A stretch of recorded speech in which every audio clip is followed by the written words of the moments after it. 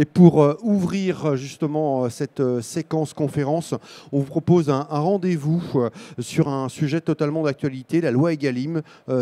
Cette conférence est intitulée de la loi Egalim, pardon, de la rigueur arithmétique à une réalité de filière. Alors, vous le savez, hein, plusieurs lois fixent des objectifs ambitieux pour accompagner la transition alimentaire des restaurants collectifs, notamment cette fameuse loi Egalim qui a introduit des objectifs chiffrés pour la restauration collective, 50% de produits durables et de qualité, dont 20% de bio, davantage de produits locaux et une alimentation plus responsable. Évidemment, tout ça, vous le savez. Et justement, dans ce rendez-vous, on va explorer la transition entre cadre réglementaire et mise en œuvre sur le terrain. C'est ce qui va nous intéresser. On va notamment s'interroger où en est-on vraiment Egalim, aujourd'hui dans le secteur, comment la commande publique peut être un levier également pour les entreprises et les filières dans l'achat français, l'achat local et Egalim. Et puis également, doit-on continuer à limiter la loi Egalim au SIQO ou permettre de valoriser les produits agricoles français issus de modèles de production vertueux? Voilà un petit peu les questions que l'on va poser à nos intervenants ce matin, des intervenants que je vous présente tout de suite à nos côtés sur ce plateau. Julie Mise-en-Haute. Bonjour Julie, bienvenue. Vous Bonjour. êtes déléguée générale adjointe Commerce Équitable France et l'Interpro du commerce équitable. Exactement. À vos côtés, Alexis Degouy. Bonjour Alexis. vous êtes directeur général d'Interfel, l'interprofession des fruits et légumes frais. Nicolas Portas, tout au bout. Bonjour. Bonjour Nicolas, directeur AgriLocal. AgriLocal est une plateforme qui met directement en relation des acheteurs publics de la restauration collective et des fournisseurs locaux. Et puis évidemment, à mes côtés, la présidente de Restocco, Sylvie Doria. Bonjour Sylvie. Bonjour. Et on devrait avoir d'ici quelques minutes en visio Simon Husenat, sénateur du Morbihan, président de la commission d'enquête parlementaire sur les coûts et les modalités effectives de la commande publique et la mesure de leur effet d'entraînement sur l'économie française. Il sera avec nous en visio d'ici quelques minutes, je l'espère en tout cas, avant... Je vous ai rejoint. Je vous ai rejoint. Ici, comme je n'ai pas si d'écran retour. Oui. Bonjour monsieur le sénateur, bonjour Simon Husenat. Vous m'entendez? Bonjour à vous. Vous m'entendez, c'est parfait. Très bien. On va vous donner la parole dans un instant, monsieur le sénateur, mais juste avant, Sylvie, on voulait faire un peu un état des lieux. On va parler de la loi Egalim. Alors, on peut lire ici ou là, je l'ai encore lu il n'y a pas très longtemps, il y a 2-3 semaines, que la restauration collective n'est pas forcément au rendez-vous de l'achat durable et de qualité. Et pourtant, Sylvie, si on se penche d'un peu plus près, la réalité est tout autre. Oui, alors comme d'habitude, ça dépend de quel point de vue on se place. Je vais déjà vous donner quelques chiffres, puisqu'on entend tout et son contraire, puisque la première partie de l'intitulé de la conférence porte sur la rigueur arithmétique. Je vais vous donner les chiffres de réalisation de l'article 24 de la loi Egalim de la restauration collective, les derniers dont nous disposons. Aujourd'hui, la restauration collective, elle est à 25%. Et elle est à 12% de bio. Donc clairement, effectivement, par rapport à 50 et 20, on n'y est pas. Mais il y a aussi des différences à l'intérieur des différents segments, des différents secteurs. Puisqu'on dit la restauration collective, moi j'aime bien la mettre au pluriel, parce que vous n'avez absolument pas le même fonctionnement suivant que vous êtes en scolaire ou en hospitalier. Si vous passez dans le secteur scolaire, on s'aperçoit qu'en primaire, on est à 43%, dont 25%. Donc déjà, on est beaucoup plus près des objectifs que la loi fixait. Les collèges, un petit cran en dessous à 30 et 17. Les lycées, un petit cran en dessous à 28 et 10. Et puis, quand on passe à la santé, on tombe à 14 et 4. Et quand on est au médico-social, on tombe à 17 et 5. Donc, clairement, si on regarde les chiffres, d'un point de vue purement rigueur arithmétique, on n'atteint pas et on est à peu près à moitié au global. Après, ça dépend de ce qu'on met derrière et ça dépend aussi de la façon dont les achats sont effectués et de ce qui rentre dans ces chiffres ou pas. Nous, aujourd'hui, on représente un débouché très important pour les filières. On nous attend sur ce débouché, sur la bio, dont on parle beaucoup depuis quelques mois, mais pas que, sur l'ensemble des éléments qu'on peut acheter en produits durables et de qualité.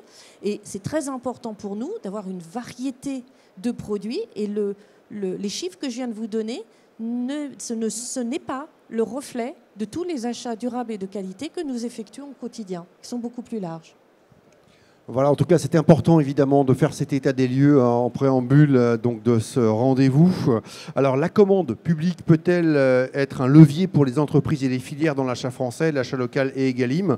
On va justement poser la question donc à Simon Uzenat. Je rappelle, vous êtes sénateur du Morbihan, donc vous êtes président de cette commission d'enquête. Alors, si vous n'êtes pas avec nous, monsieur le sénateur, aujourd'hui ici à Restocco, c'est que vous avez une bonne excuse puisque vous assistez au défi des chefs dans un lycée professionnel. C'est le lycée Jean Guéhenno, si je suis bien informé, à Vannes, dans le Morbihan. Donc vous assistez à ce défi qui met en avant les métiers et les savoir-faire de la restauration scolaire. En tout cas, soyez le bienvenu avec nous, monsieur le sénateur. On aimerait vous entendre un petit peu sur justement les pistes aujourd'hui pour simplifier la commande publique. Comment mieux accompagner les collectivités dans l'achat public, hein, c'est évidemment l'objet donc de cette commission d'enquête parlementaire. Merci beaucoup. Très heureux d'être en tout cas en distanciel avec vous. Alors, il y a eu un petit changement d'agenda. Malheureusement, je n'ai pas pu me rendre à Vannes parce que j'avais des contraintes liées à la commission d'enquête. Nous sommes dans la dernière semaine d'audition, celle où nous recevons en particulier les ministres. Et nous rendrons nos conclusions publiques le 1er juillet prochain. Donc, dans la dernière ligne droite, il y a parfois des petits bouleversements d'agenda, mais vous avez bien rappelé, en effet, qu'en tant que conseiller régional chargé de la politique d'achat et du bien manger, je suis, à titre personnel, très impliqué sur ces questions depuis maintenant plusieurs années. Alors, évidemment, je ne vais pas pouvoir rentrer dans le détail pour l'instant des préconisations de notre commission d'enquête parce que nous n'avons pas encore définitivement délibéré avec les collègues.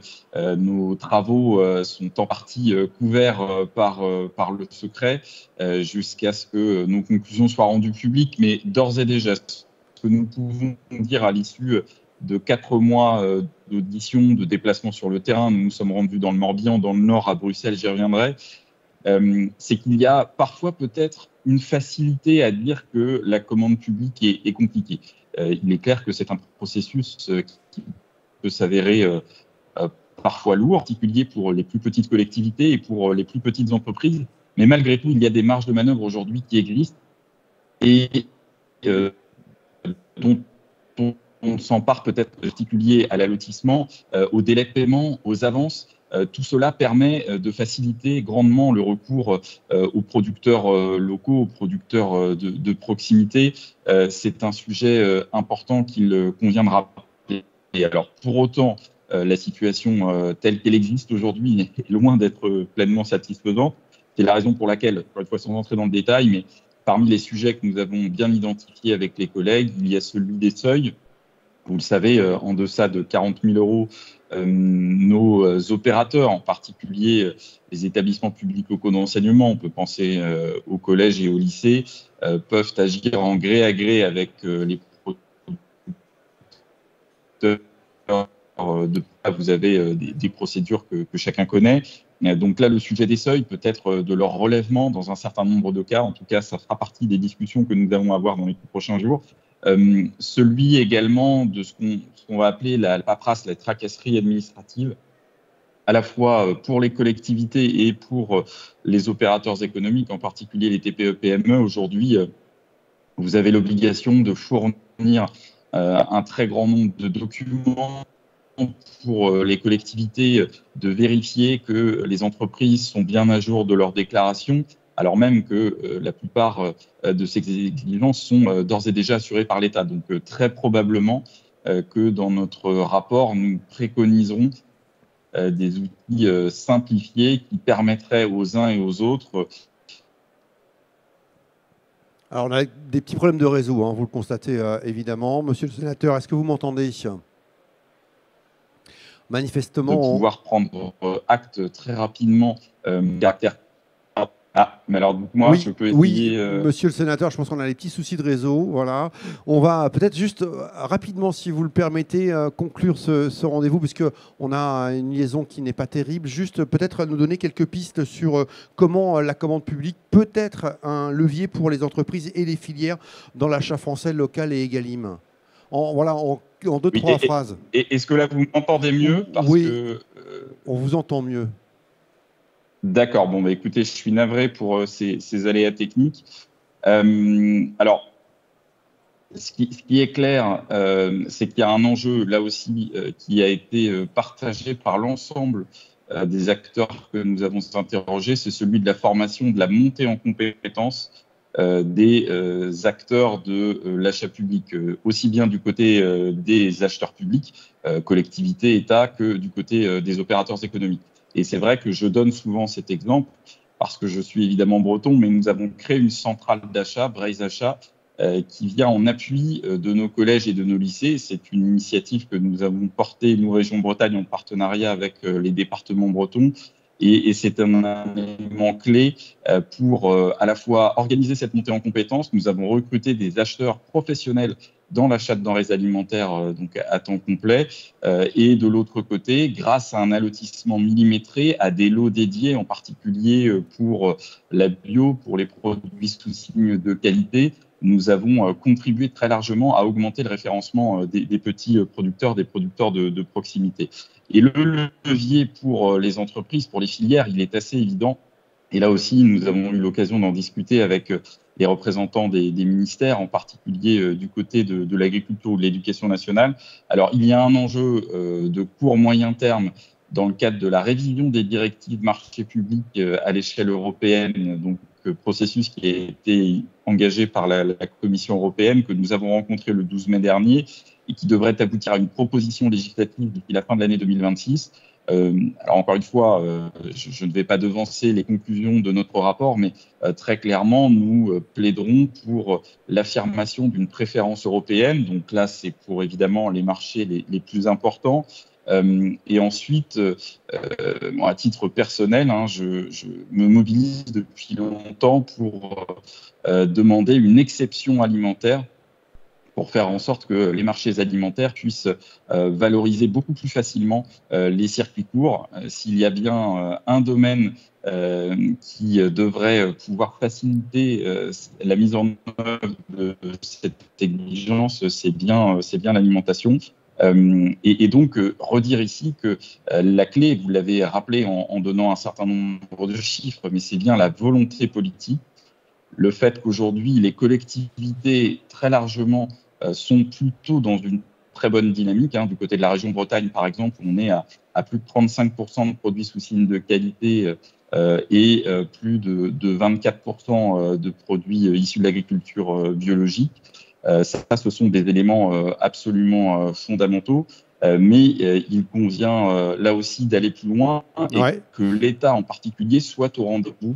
Nous en sommes aujourd'hui très loin, donc ce sera aussi l'une des préconisations très probablement de notre commission d'enquête, c'est que les actes soient en cohérence avec les discours. On l'a compris, en tout cas, rapport rendu fin juin. Merci infiniment, en tout cas, monsieur le sénateur, d'être passé sur ce salon Restocco ce matin. On vous souhaite une belle journée dans le Morbihan. Merci à vous. Au revoir. Merci à vous. Une réaction peut-être sur ce qu'on vient d'entendre, Sylvie ? Oui, deux choses en fait qui me viennent à l'esprit. Tout d'abord, on est tous acheteurs et opérateurs de restauration collective, preneurs de toute amélioration, simplification, facilitation que nous permettrait, que nous donnerait une modification du code. Donc là, il n'y a pas de sujet, il n'y a pas d'enjeu. On en entend beaucoup parler aujourd'hui. Quand on est confronté à nos cahiers des charges, c'est pas encore opérationnel. Donc, en attendant, on fait avec le code tel qu'il est. Et le deuxième point qui est vraiment ressorti et que je retrouve très souvent dans la parole portée par les politiques, c'est cette double injonction ou double volonté d'avoir de l'égalim et du local. Or, je rappelle que le local en tant que tel n'est pas comptabilisé dans la loi Egalim, n'est pas remonté aujourd'hui dans la loi Egalim. Dans les chiffres que je vous ai donnés tout à l'heure, il n'y a pas du local, sauf s'il est autre chose en même temps que local. Et le nouveau critère de performance environnementale et d'approvisionnement direct qui avait été introduit par la loi Climat et Résilience pour ce faire, ben aujourd'hui, on ne sait pas l'appliquer. Il est inapplicable. On travaille dessus avec pas mal de monde depuis des mois. Mais on passe à côté, en fait, de produits de qualité français qu'on ne peut pas remonter dans Egalim, qu'on achète, pour lesquels on est vraiment débouché de filières et qui sont aujourd'hui un petit peu sous les radars. Donc, voilà. Voilà pour le message, effectivement. On en parlera tout à l'heure avec Nicolas Portas d'Agri Local. Sylvie, vous allez, voilà, Sylvie va nous abandonner sur cette table ronde pour accueillir Madame la ministre de l'Agriculture et de la Souveraineté alimentaire, Annie Genevard, qui sera d'ailleurs ici même sur cet espace conférence à 11 heures. Voilà, donc restez avec nous. Merci Sylvie, à tout à l'heure. Alors, l'intitulé de cette conférence, c'est la rigueur arithmétique. Sylvie nous a donné des chiffres. Et puis, il y a aussi la réalité de filière. Et on voulait vous parler ce matin dans ce rendez-vous de la certification HVE, Alexis Degouy. Donc, dans les atteintes des objectifs de la loi Egalim, hein, la certification HVE est un contributeur important, hein, puisque les produits certifiés HVE sont comptabilisés dans les 50% de produits durables et de qualité. Ça, en tout cas, c'est la réalité. Jusqu'au 1er janvier 2027, il risque d'avoir quelques évolutions. Éclairez-nous un petit peu sur ce qui se passe concernant la certification HVE, Alexis Degouy. Oui, bonjour à tous déjà. Pourquoi je prends l'exemple de HVE? Parce que si rapidement on fait les chiffres, en tout cas pour la partie fruits et légumes frais, hein, hors pommes de terre et bananes, parce qu'on calcule toujours chez Interfel hors pommes de terre et bananes, mais on a effectivement un chiffre d'affaires en restauration collective autour de 800 millions pour 350 000 tonnes. Alors vous voyez que par rapport à l'intégralité des débouchés pour les fruits et légumes frais, la restauration collective n'est pas un grand marché, mais c'est un marché hyper important parce qu'il est à la fois très prescripteur, très symbolique. On est sur le salon de Restocco avec un stand sur les fruits et légumes à l'école. On sait aussi que dès le plus jeune âge, on peut effectivement les attraper dans les écoles, dans les cantines scolaires sur les fruits et légumes, faire cette pédagogie. Donc c'est vraiment déterminant. Dans ces chiffres que je vous ai indiqués, la HVE aujourd'hui représente le double du bio. C'est-à-dire que vous avez, quand les objectifs ont été fixés, alors je ne reviendrai pas sur ce qui a été dit, et Sylvie l'a dit, effectivement, l'ambition, peut-être que c'était trop ambitieux. Toujours est-il qu'il y avait un chiffre dans Egalim qui avait été indiqué, et HVE entrait dedans. Et aujourd'hui, on avait une dynamique, enfin jusqu'à présent, on avait une dynamique HVE. On a à peu près 3200 exploitations en fruits et légumes hein, qui sont certifiées HVE, pour à peu près 160 000 hectares, et qui permettent effectivement de fournir, alors, tout type de produits, mais particulièrement la restauration collective, notamment dans l'atteinte de ces objectifs. Et alors, on a le problème très français, hein, ça a été indiqué, et je pense que le sénateur Uzna peut-être aura des pistes de solutions dans la commission d'enquête, mais on a une problématique très française, c'est qu'on se fixe un objectif dans Egalim 2017-2018, qui est déjà ambitieux, et avant même de l'atteindre, c'est-à-dire en permettant effectivement à un certain nombre d'exploitations de faire les transitions nécessaires, de s'engager dans les démarches, dans les certifications, que ce soit bio, HVE ou autre, eh ben, loi climat et résilience, le décret était sorti en 2019, on va rehausser les exigences, c'est-à-dire qu'on change les dates, on les ramène plus tôt, etc. C'est-à-dire qu'on ne laisse pas aux différentes filières de s'organiser, de fournir effectivement leurs clients, la restauration collective, de permettre effectivement à ces exploitations de monter, puisque c'est ça le principe hein, effectivement de ces certifications, c'est de monter progressivement des marches, qu'on a tendance effectivement à reculer le sommet. Alors il y a quelque chose d'un peu décourageant, et derrière le sujet HVE, comment est-ce qu'on recule le sommet? Et c'est ce qui nous inquiète aujourd'hui dans les fruits et légumes, et ce qui nous inquiète nous pour nos filières, mais ce qui nous inquiète pour l'atteinte des objectifs, où finalement cet objectif, on a l'impression qu'il s'éloigne encore un peu. On dira peut-être un mot du bio tout à l'heure, qui est absolument important, mais comme je vous le disais, qui pour l'instant est la moitié des produits par rapport aux produits HVE qui sont livrés. On a deux problématiques majeures sur HVE. La première problématique, on y reviendra, c'est cette date sur les produits qui, pour l'instant, effectivement, étaient dans ces démarches de progrès et permettaient effectivement d'accéder à la labellisation HVE. Avec un certain nombre de produits. Et une deuxième problématique qui est plus récente, là, qui est sur la certification HVE4, qui pourrait parler aux Bretons du sénateur, aux maraîchers bretons des terres du sénateur Uzna, mais aussi nantais, c'est-à-dire qu'on a un nouveau référentiel HVE4 qui, notamment sur la partie maraîchage, prend en compte, je ne vais pas faire de la technique trop rapide, mais prend en compte un bilan azoté. Et en fait, ceux qui sont les plus efficaces, c'est-à-dire ceux qui ne vont pas faire une culture par an, mais qui vont en faire 3, 4, parce qu'ils sont justement compétitifs et qui peuvent être efficaces sur leurs exploitations, ben, ils vont avoir un bilan qui va être trop élevé par rapport au référentiel, et donc ils sortent de la HVE. Et là, c'est vraiment une sonnette d'alarme que Interfel tire depuis un moment, y compris auprès de la ministre, à peu près auprès de tout le monde, c'est de dire, nous avons des exploitations entières. et parfois plus largement, hein, quand ils sont en coopérative, c'est quasiment toute la coopérative qui sortent du référentiel HVE.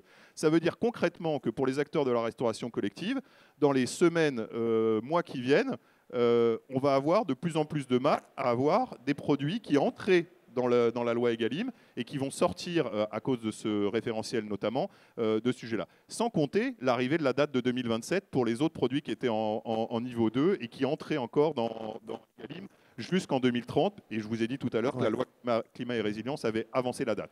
Donc, il y a une conjonction de deux phénomènes. Juste pour bien comprendre, hein, à compter du 1er janvier 2027, et c'était normalement prévu au 30 décembre 2029, en ce qui concerne la certification environnementale, seuls les produits issus d'exploitation certifiés HVE, donc de niveau 3, seront comptabilisés dans les produits durables et de qualité. Donc sortent tous les autres. On ne saura jamais si les 3 ans supplémentaires auraient permis au HVE2 de passer en HVE3, puisque c'était quand même l'objectif. À chaque fois, ça reste une démarche de progrès, de faire progresser tout le monde. Toujours est-il qu'effectivement, l'échéance approche, a été rapprochée par la loi climat et résilience, et il y a une vraie inquiétude sur un certain nombre de produits qui aujourd'hui peuvent entrer dans le cahier des charges et qui, au 1er janvier 2027, ne pourront plus entrer dans ce cahier des charges-là, sans compter, encore une fois, le référentiel HVE4. Alors là, c'est dans les semaines, mois qui viennent, où vous avez des exploitations entières qui sortent du référentiel. Donc on a un vrai sujet sur HVE qui pèse aujourd'hui quand même 15% des produits qui étaient amenés en référentiel Egalim, enfin en tout cas dans le global Egalim. Alors que demande aujourd'hui l'interprofession des fruits et légumes frais? On demande Egalim, notamment. Ce que je vous disais tout à l'heure, c'est arrêter d'éloigner les objectifs, rapprocher-les, permettez à tout le monde effectivement de faire ses démarches de progrès, d'avancer tranquillement et de pouvoir se certifier et de progresser, évidemment. Mais si on éloigne en permanence l'objectif, au bout d'un moment, ça décourage tout le monde. Aujourd'hui, sur HVE, c'est ce qui se passe, c'est-à-dire les gens disent « j'y arrive pas, je sors et je ne reviendrai pas ». Et petit point supplémentaire, parce que ça a pu être interprété comme ça, c'est pas parce qu'on sort de HVE qu'on se dit alors je vais me mettre en bio. C'est pas comme ça que ça marche. C'est pas comme ça que ça marche, c'est plutôt un retour d'une certaine manière avec j'arrête cette démarche de progrès et je repasse en conventionnel parce que c'est finalement plus simple et puis j'abandonne pour partie les marchés de la restauration collective. Donc c'est une vraie inquiétude collective et on sent qu'on est dans une impasse et il n'y a que la loi qui peut changer ce que la loi a fait, enfin qui peut défaire ce que la loi a fait. On sait que c'est très compliqué en ce moment et on a cette inquiétude qu'à chaque fois que finalement un texte arrive à l'Assemblée ou au Sénat, l'inclinaison des parlementaires, c'est de dire on va faire mieux et plus fort. Au bout d'un moment, il faudrait qu'on soit capable collectivement de se dire bon, où est-ce qu'on en est de l'objectif? Est-ce que finalement il n'était pas trop élevé pour qu'on puisse l'atteindre et qu'on arrête de repousser en permanence et d'être toujours plus contraignant? On essaye déjà de remplir un objectif et puis peut-être de recaler les objectifs qu'on s'était fixés à l'origine. Mais le premier point, ça serait idéal de reculer la date et de revenir à la date.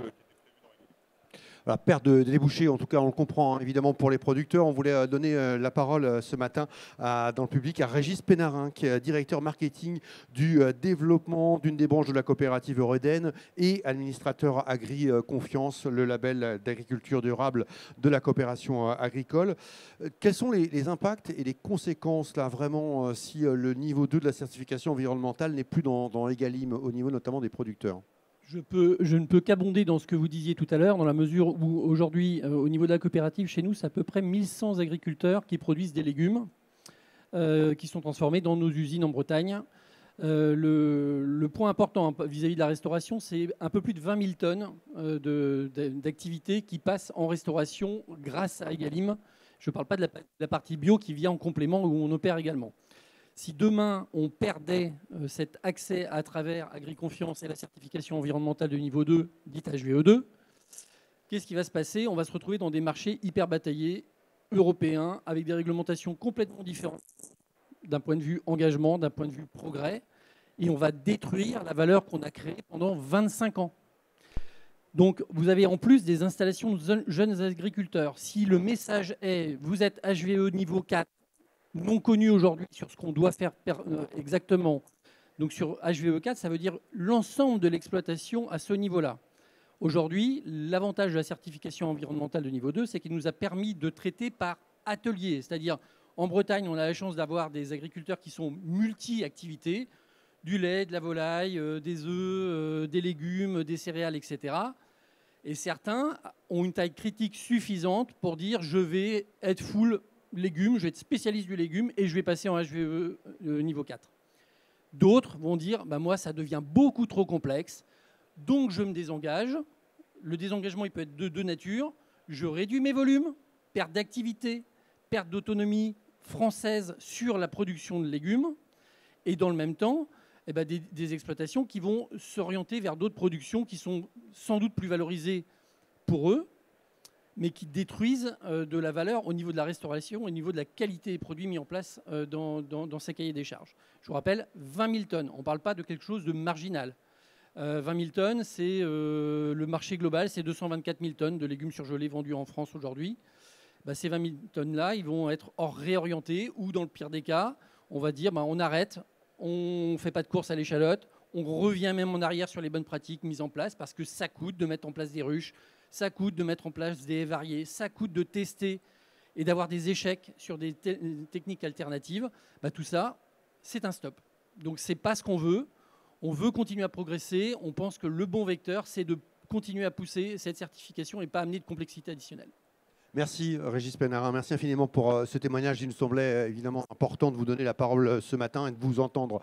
Alexis Legouis, ça rejoint évidemment voilà, vos propos. On voulait aussi dans ce rendez-vous peut-être parler un petit peu de bio et faire un point sur les fruits et légumes frais bio aujourd'hui dans la restauration collective. Ça nous semblait aussi important voilà, de faire cette petite photographie aujourd'hui. Oui, alors le bio, il est encore très important. C'était rappelé par Sylvie tout à l'heure, c'est 20% l'objectif. Alors on est toujours sur des objectifs qui sont ambitieux.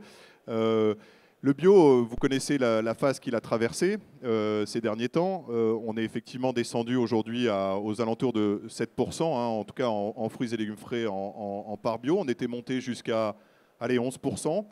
Donc il y a eu vraiment un déclin, donc c'est assez inquiétant.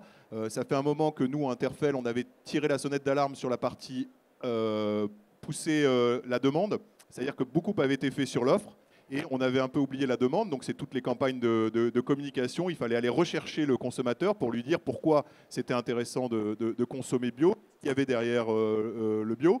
Donc on a pas mal accompagné un certain nombre de campagnes pour éviter un point qui était effectivement de dire on a poussé l'offre et au bout d'un moment on s'est retrouvé avec un certain nombre de pans en fruits et en légumes où l'offre était bien supérieure à la demande. Donc on avait là une vraie problématique pour les producteurs. Quand vous avez, alors on donne toujours ce chiffre en pommes, mais parce qu'il est assez marqué, à un moment donné, la production de pommes bio était 2 fois la demande de pommes bio.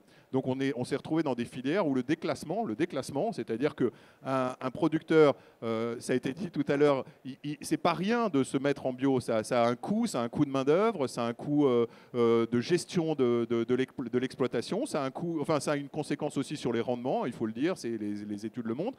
Et donc, si on n'a pas cette valeur-là au moment de la vente, ben c'est un peu décourageant.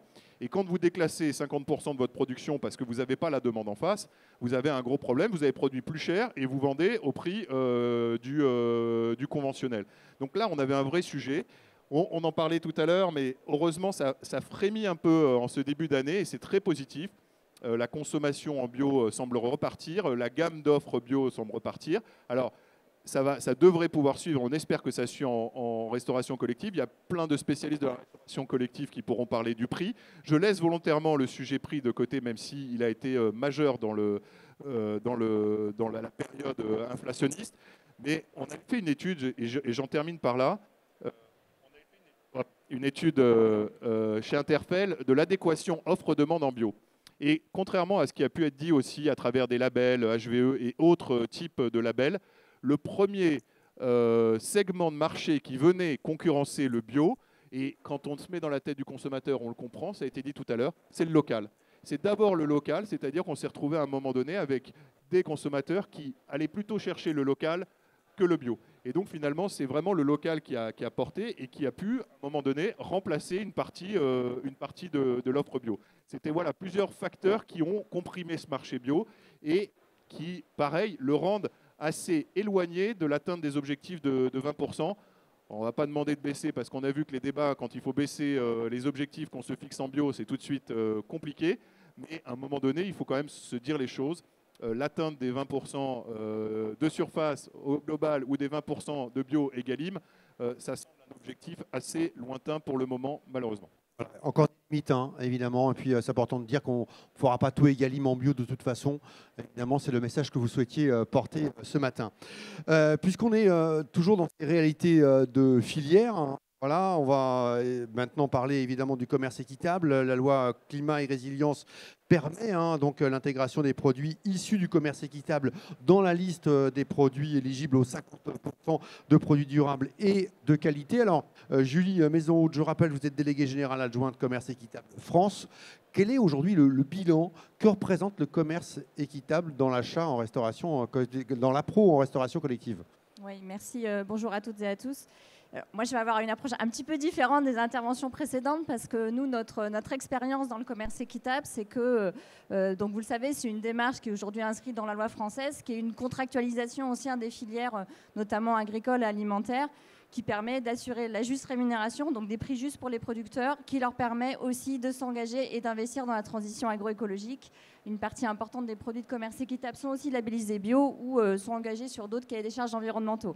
Donc nous, notre point de vue, c'est aussi de dire qu'on a besoin d'une transition de l'agriculture et des objectifs de qualité de la restauration collective. Ils sont importants parce qu'on a des vraies questions de pollution, de santé qu'on ne veut pas se cacher et que par contre, effectivement, le levier, en tout cas, des questions de prix et de juste rémunération est essentiel parce qu'effectivement, produire de manière durable, ça revient souvent plus cher, pas toujours, mais souvent, et en tout cas, ça nécessite plus de travail en général des personnes qui travaillent sur les fermes, des agriculteurs, des agricultrices, et donc il faut des prix en face pour motiver et rendre cela possible.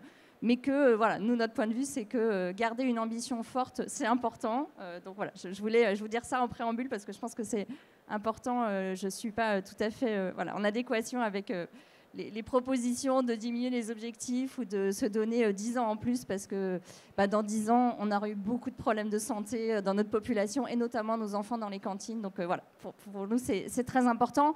Et donc, en tout cas, vous dire qu'effectivement, la loi Egalim, la loi climat et résilience a reconnu justement l'intérêt du commerce équitable pour accompagner la montée en gamme, en fait, en termes de qualité, de durabilité de l'agriculture et de l'alimentation, et donc l'a intégré dans ses objectifs de 50%. Alors, on n'a pas une vision totalement évidente aujourd'hui de chiffres, je n'ai pas des super chiffres, mais ce qu'on constate, nous, dans nos données de vente du commerce équitable qu'on va révéler la semaine prochaine, c'est la période où tous les baromètres sortent. Donc, il faut attendre la semaine prochaine. Alors, il faut attendre la semaine prochaine, mais je vais vous donner des petites tendances en exclusivité aussi quand même. Bon, en tout cas, on a les ventes de commerce équitable en général repartent assez substantiellement en 2024, et notamment le secteur de la restauration hors domicile est le secteur qui croît le plus vite. Et sur la partie restauration collective, on a vu ces 2 dernières années des nouvelles gammes qui sortent. En commerce équitable, on connaît peut-être plus historiquement les gammes internationales qui restent très importantes, le café, le thé, le chocolat, les bananes, même si vous ne les prenez pas en compte dans vos chiffres. C'est un produit qui est consommé en restauration collective. Et donc, le commerce équitable y est très important aussi pour les productions dans les pays tropicaux et dans les pays du Sud. Mais donc, on a aussi aujourd'hui une offre en produits laitiers français, en légumineuses, en céréales, et même en plats préparés. Quelle est la part aujourd'hui des produits français justement dans le commerce équitable, par restauration collective Alors, de manière générale, sur toutes les gammes de produits de commerce équitable, aujourd'hui, c'est à peu près la moitié qui sont des produits français, la moitié qui sont des produits tropicaux. Je n'ai pas les données sur la partie restauration collective. On n'a pas cette finesse d'analyse. Et on aimerait bien l'avoir plus, en tout cas du côté aussi de la consommation. Donc ça, c'est un point qu'on pousse et qu'on demande auprès des services du ministère et qui devrait aboutir, j'espère, l'année prochaine, que les restaurants scolaires qui introduisent des produits de commerce équitable puissent le déclarer. Parce qu'aujourd'hui, on peut le faire que dans les déclarations détaillées qu'aucune cantine ne fait, parce que c'est trop compliqué. Dans les déclarations simplifiées, on ne peut pas. Aussi parce que les produits de commerce équitable, comme je disais, ils sont souvent labellisés bio, parce que, en fait, de compiler une juste rémunération et un cahier des charges environnementales, eh ben, c'est un pari extrêmement gagnant pour les fermes et pour les acheteurs aussi qui cherchent voilà, une qualité sociale et environnementale. Et donc aujourd'hui, les cantines ne peuvent pas double déclarer, on l'entend bien, mais on pourrait avoir une déclaration volontaire, qualitative, même si on ne déclare pas deux fois. On va pas... C'est-à-dire que notamment sur les plateformes Ma Cantine, vous demandez une sous-cible. En fait, voilà, on déclare en bio, mais on peut aussi, pourquoi pas, voilà, une commerce voilà, équitable. Exactement. C'est votre demande aujourd'hui? Voilà, qu'une cantine qui achète des produits laitiers, vous avez des offres aujourd'hui en bio équitable, puisse dire ok, je compte voilà, ces achats de yaourt bio par exemple dans mes achats bio, comme ça je vais remplir mes 20%, mais je dis bah, en fait ils sont aussi commerce équitable, donc je le compte à côté, mais qu'on puisse avoir l'information et c'est sûr que d'avoir une boussole performante, c'est beaucoup plus utile pour pouvoir suivre et voir les évolutions. Mais donc on sent que ça bouge, que ça frémit, mais on n'a pas des données encore assez quantitativement précises, on va dire. Alors, dans les remontées des acheteurs publics, la restauration collective, lorsqu'on parle de commerce équitable, il y a parfois des difficultés à évaluer si une réponse est commerce équitable et donc Egalim. Comment vous travaillez sur cette question justement? Qu'est-ce que vous proposez? Tout à fait. Alors, d'abord, proposer aux acheteurs une certaine vigilance, hein, parce qu'effectivement, la question de la juste rémunération est aussi un moteur de consommation. Vous l'avez évoqué, les collectivités ont envie aussi d'être motrices, de permettre aux agriculteurs, aux agricultrices de leur territoire de vivre de leur métier et d'être là encore demain. C'est aussi d'ailleurs la juste rémunération des agriculteurs, un point de motivation fort pour les Françaises et les Françaises dans leur consommation. Il y a pas mal de baromètres de consommation qui soulignent ce point. Mais donc une certaine vigilance. Pour être commerce équitable, il faut pouvoir démontrer qu'on est engagé avec un label et donc qu'on puisse mettre en œuvre des contrôles. Et donc on voit quand même, notamment dans les offres qui sont faites auprès de la restauration, des communications qui jouent un petit peu avec les lignes, donc une certaine vigilance par rapport à ça. Et on attend encore, deuxième demande peut-être que nous portons depuis longtemps, c'est inscrit dans la loi. Notamment la fameuse loi climat résilience. Les opérateurs doivent être engagés avec des labels et on attend un dispositif public de reconnaissance des labels de commerce équitable, qui sont aujourd'hui des labels privés, portés par des associations ou des certificateurs qui répondent à une loi publique, mais on attend un dispositif public. Donc les décrets sont, semble-t-il, sur le bureau du Premier ministre, donc on espère les voir arriver bientôt voilà, pour avancer là-dessus. Et donc pour clarifier, en fait, pour que ce soit plus facile pour les acheteurs de se dire, ok, j'ai une liste, voilà, sur le site du ministère, j'ai une liste de labels, je suis sûre que ça c'est bon, ces labels, ils respectent bien les critères de la loi, ils mettent en œuvre des contrôles qui sont sérieux, qui sont corrects, parce qu'aujourd'hui on voit un peu des allégations et c'est vrai que les acheteurs ne sont pas toujours très à l'aise, donc bon, nous on peut les aiguiller, etc. Et notamment, c'est vrai sur plein de produits, mais notamment en ce moment, peut-être une alerte sur le chocolat. On en parle peut-être moins ici, mais en ce moment, il y a des prix très, très élevés au niveau mondial, parce qu'on a un problème de sous-production à cause du changement climatique. Et donc, le chocolat coûte plus cher, en fait. Il n'y a pas de miracle. Et donc, on voit des offres qui disent si, c'est commerce équitable, mais qui surfent un peu là-dessus pour profiter de cette période. De toute façon, on a un peu une difficulté sur les prix. Donc voilà, une certaine vigilance sur le sujet. Le message est passé, en tout cas, ici aux acheteurs publics. On doit avoir avec nous dans le public Augustin Billedou. Est-ce que Augustin Billedou est là? Il est ici. Voilà, je vais venir vers vous. Tiens, si vous voulez bien venir, Augustin. Augustin, vous êtes responsable plaidoyer et partenariat pour Max Havelaar France. Alors, Max Havelaar France qui va lancer un premier observatoire de la rémunération agricole équitable en France. Ça va être lancé dans les prochaines semaines, je crois. Et grâce à un financement du programme national de l'alimentation et l'ADEME, Max Havelaar va également déployer des diagnostics de juste rémunération pour les collectivités. Expliquez-nous un petit peu comment fonctionnent ces diagnostics. Oui, merci de nous donner la parole. Pour dire que je plus sois tout ce qui vient d'être dit par Julie, effectivement, le commerce équitable décolle en restauration collective. On peut citer du 100% viande à Bordeaux, 47% de fruits et légumes à Marseille, 100% lait à Nanterre, etc. Mais ça reste une option dans la loi Egalim parmi les labels durables.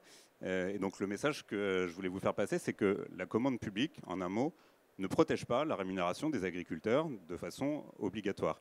C'est la raison pour laquelle on s'est lancé à des diagnostics de juste rémunération des collectivités qui ont accepté de rejoindre cette démarche. Et le 25 juin prochain, nous vous invitons chaleureusement à l'Assemblée nationale pour un colloque parrainé par des parlementaires où les syndicats agricoles seront présents à l'occasion de la restitution du premier diagnostic en France sur est-ce que les cantines d'une ville rémunère à hauteur d'1,5 SMIC les agriculteurs qui nourrissent ces cantines. C'est la ville de Nice qui a accepté ce premier diagnostic. D'autres sont en cours avec les villes de Rouen, Toulouse ou Besançon. Donc si vous souhaitez participer à cet événement le 25 juin, rendez-vous sur le stand de Max Havelaar France. Vous avez tous les éléments de détail pour l'inscription. Voilà, ce sera l'occasion de dégager des pistes de solutions pour protéger la rémunération des agriculteurs dans le cadre de la commande publique de façon ample. Merci beaucoup. Merci en tout cas. Voilà, on voulait vous donner la parole ce matin. Merci infiniment, Augustin Billedou. Alors, Sylvie Doria, la présidente de Restauco, l'a rappelé tout à l'heure. Le code de la commande publique ne permet pas de faire mention directement de l'origine locale. Nicolas Portas, je rappelle, vous êtes directeur de l'agri local, cette plateforme qui met donc en relation producteurs locaux et acheteurs publics. Comment justement permettre l'approvisionnement en produits locaux dans la restauration collective au regard des labels imposés par Egalim? Donc, bonjour à toutes et à tous. Comme mes collègues, on a tous, je pense, la même vision et le même objectif, c'est de permettre aux producteurs derrière de vivre dignement de leur métier et d'avoir une juste rémunération. L'objectif derrière ça, c'est quelle aberration de ne pas pouvoir valoriser toute la richesse des productions qu'on a sur nos territoires français et de permettre à des agriculteurs de pouvoir travailler et livrer directement la cantine sur laquelle il est situé, de pouvoir fournir ces produits auprès de la maison de retraite et auprès des aînés et de ces parents qui peuvent s'y retrouver. Donc l'objectif premier, c'est de valoriser la proximité. Donc c'est le principe même de l'outil agri-local, c'est de permettre de porter à connaissance aux acheteurs de la restauration collective de la richesse sur les territoires, de toutes les productions et de tous les produits qui peuvent être présents à proximité de leur établissement. Voilà, Agri-Local, évidemment, qui, en quelques mots, peut-être son histoire est née quand et voilà, donnez-nous quelques informations là-dessus. Et puis ensuite, aujourd'hui, où en est-on de l'engouement pour les produits locaux de la part des collectivités?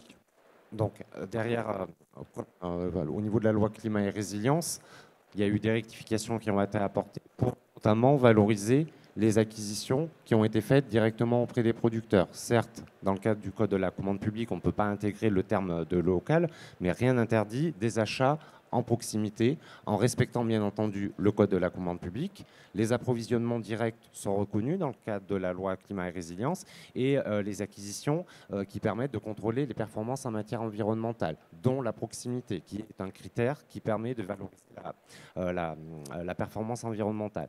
Donc en conjuguant pour un acheteur public ces deux critères d'achat, les achats faits directement auprès de producteurs locaux peuvent être intégrés dans les critères Egalim, et ça rejoint ce que Sylvie disait au préambule de cette conférence.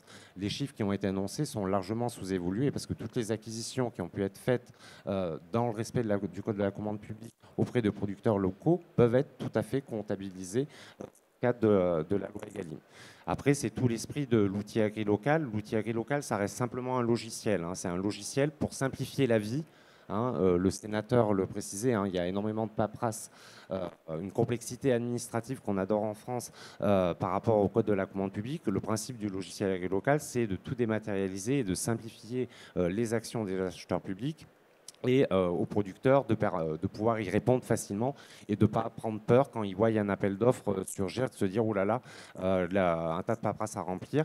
Là, en quelques clics, ils peuvent accéder au marché public, se positionner, faire leur offre de prix. Les acheteurs, de la même façon, vont pouvoir également tout dématérialiser et avoir l'analyse fine de leurs offres, et tout ça en le valorisant dans Egalim. On voit de plus en plus les collectivités s'intéresser. L'objectif, c'est pas d'opposer les modes de production, les signes officiels de qualité les uns par rapport aux autres. On a la chance d'avoir plein de signes officiels de qualité. tous avec des valeurs différentes et des objectifs différents, et qui sont tous portés à la base par des producteurs. Donc permettons aux producteurs de répondre. La différence se fait en fonction de leur mode de production, mais déjà à la base, permettons aux producteurs d'accéder à cette commande publique. On a un peu plus de 4000 acheteurs en France qui utilisent l'outil AgriLocal. C'est peut-être un peu plus de 7000 producteurs également qui répondent aux différents marchés publics. Donc pour vous montrer que c'est tout à fait possible et que le frein juridique du Code de la commande publique n'est pas forcément un frein, que des acheteurs peuvent le faire. C'est tout type d'acheteurs publics, ce n'est pas que les collectivités territoriales avec les cantines scolaires ou les collèges ou les lycées. On a les hôpitaux qui travaillent avec, dans cette démarche-là. Et en termes de chiffre d'affaires c'est plus de 60 millions d'achats de produits locaux qui ont été réalisés sous l'outil depuis son démarrage, dont 20% de bio local. Après, on aime bien utiliser ce terme-là. On prône le bio, mais le bio local, et c'est 20% de débouchés qui ont été permis grâce à ça. J'espère que vous avez bien entendu, parce que désolé, on a parfois des petites coupures. J'espère que voilà, vous n'avez rien loupé des propos de Nicolas. Alors, la loi évolue sans cesse, vous le rappeliez, Alexis, et notamment à compter du 21 août 2026, c'est bientôt. Il sera obligatoire pour les acheteurs de prévoir parmi les critères d'analyse des offres, à minima, un critère prenant en compte les caractéristiques environnementales de l'offre. Alors, au niveau d'AgriLocal, comment vous allez y répondre ? C'est déjà le cas, c'est déjà mis en place, rien qu'à les approvisionnements directs. Pour un approvisionnement direct, reconnu comme un critère de performance environnementale et les achats de proximité. Donc la distance entre le lieu de production et le lieu de livraison est un critère environnemental qui est déjà rendu obligatoire, nous, dans les marchés qui sont passés sous forme de MAPA, sous l'outil AgriLocal, ce qui permet d'anticiper la loi. On va conclure cette table ronde puisqu'on va recevoir dans quelques minutes ici même donc Madame la ministre Annie Genevard qui sera avec nous sur cet espace. On va peut-être conclure. Alexis de Gouy, ça va puisque Sylvie Doria est absente. C'était avec vous qu'on va conclure cet événement. On le comprend bien. L'idée, ce n'est pas forcément d'opposer les modèles, mais pour tendre et pour atteindre ces objectifs, mais plutôt justement que ça soit complémentaire. J'ai envie de dire, on a une chance, c'est que les professionnels de la restauration collective sont ingénieux. Parce qu'on a parlé de pas mal de normes, alors on peut avoir des positions un tout petit peu différentes, même si on a quand même, je pense, un objectif commun de faire progresser sans opposer, parce qu'on a effectivement une richesse pour arriver à valoriser dès la restauration collective. Ils sont ingénieux. Je vais prendre deux exemples et je conclue aussi sur le local. Il y a certaines cantines scolaires, par exemple, qui utilisent le programme Fruits et lait à l'école, donc de l'argent européen, pour pouvoir avoir les ressources, pour pouvoir ensuite, derrière, mettre davantage de moyens sur des produits de qualité, peut-être qui sont un peu plus chers et qui, derrière, ont toutes les caractéristiques qui viennent d'être évoquées. C'est une des pistes. On parlait du local. Je ne vais pas revenir sur la HVE, mais la HVE faisait partie, effectivement, de ce qui approvisionnait beaucoup en local. Parce que ça restait un label qui était très développé au niveau français, qui donc permettait effectivement ces produits locaux. Ensuite, nous, chez Interfel, il y a quelque chose une proposition, j'allais dire assez simple. Quand on parle de commande publique, c'est jamais simple. Mais effectivement, on voit comment est-ce qu'on essaye, en raison des règles européennes, de truquer la commande publique d'une certaine manière pour pouvoir faire entrer des choses que les citoyens et les consommateurs attendent. Il y a une proposition, nous, qu'on porte depuis longtemps, au niveau européen, 30% des marchés publics au niveau régional dans toutes les régions d'Europe qui sont ouverts aux produits locaux. C'est-à-dire, on arrête de... Je vois que monsieur m'engueule parce que je prends mal le micro. Non, c'est juste un problème de réception, vous n'y êtes pour rien, absolument pour rien. On arrête effectivement à chaque fois trouver des astuces dans les marchés publics. On essaie de régler ça au niveau européen en disant, au niveau européen, dans toutes les régions européennes, on réserve 30% de la commande publique au local, c'est-à-dire aux produits qui viennent de la région. C'est quelque chose qui me paraît pas inatteignable en termes de... collectivement, que ce soit nous, Français, mais les autres Européens, je pense que tout le monde est sur cette ligne-là. Et ça permettrait effectivement derrière de desserrer un peu les taux pour pouvoir travailler d'autres types de production. Il y a le commerce équitable, il y a énormément d'autres labels. Dernier parce que je joue le rôle de poil gras aujourd'hui sur la législation, mais Si on prend un SICO, je sais que cet exemple est ultra connu, mais je vais quand même le ressortir pour ceux qui ne le connaissent pas. Si vous prenez un SICO, un label rouge par exemple, une carotte label rouge, quand vous la servez en cantine scolaire ou en restauration collective en tant que carotte comme ça, elle est toujours label rouge. Si vous la présentez râpée, elle n'est plus label rouge. Donc on a encore un peu de boulot à faire sur certaines incohérences de la législation. Donc c'est pour ça que je prends le rôle de poil à gratter volontiers. Merci à tous les trois, en tout cas, d'être intervenus ce matin. Il nous semblait voilà, important, en tout cas, de vous éclairer voilà, sur cette loi Egalim, de savoir un petit peu où nous en sommes. Merci de votre attention. Restez avec nous, puisqu'on va recevoir normalement dans moins de 3 minutes donc, la ministre de l'Agriculture et de la Souveraineté Alimentaire, Madame Annie Genevard, qui sera donc ici même dans 3-4 minutes. Voilà. Passez une belle journée. Merci en tout cas de votre attention.